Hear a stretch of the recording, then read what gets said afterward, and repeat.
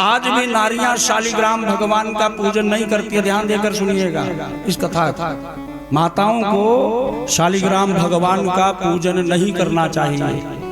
और आजकल एक दिन मैं किसी कथावाचक को टीवी के ऊपर सुन रहा था, पता नाम मुझे याद नहीं है कौन थे, तो वो व्यास मंच से बोल रहे थे कि माताओं को शालिग्राम का पूजन करना चाहिए।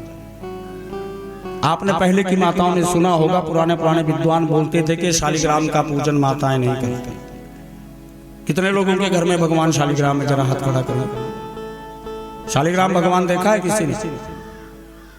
किसी ने देखा शालिग्राम भगवान?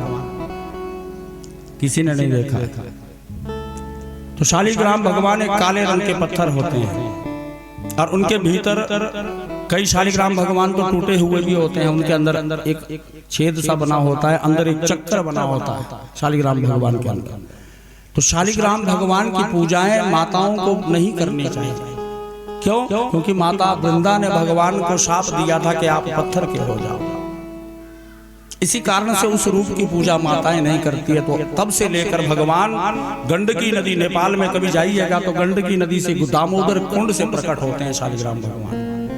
और उसके बाद माता वृंदा ने क्या किया महाराज, योग अग्नि से अपने दक्षिण पांव के अंगुष्ठ से अग्नि को प्रकट किया और उस अग्नि में जल करके भस्म हो गई। बोलिए सियावर रामचंद्र की जय हो। और जब जल करके भस्म हुई तो उस भस्म से 3 वृक्षों की उत्पत्ति हो गई। वो वृक्ष कौन कौन है? पहला वृक्ष है तुलसी का वृक्ष, दूसरा वृक्ष है आंवले का वृक्ष और तीसरा वृक्ष है मालती का वृक्ष। ये 3 वृक्ष उत्पन्न हो गए। तो तब से ये तीनों ही वृक्षों के जो फल है अथवा पत्ते हैं अथवा फूल हैं, ये भगवान नारायण को अति प्रिय है। आप भगवान नारायण को जितने मर्जी भोग लगाओ, यदि आप भगवान के भोग में तुलसी दल नहीं डालोगे तो भगवान प्रसन्न होने वाले नहीं हैं। बोलिए सियावर रामचंद्र की जय हो।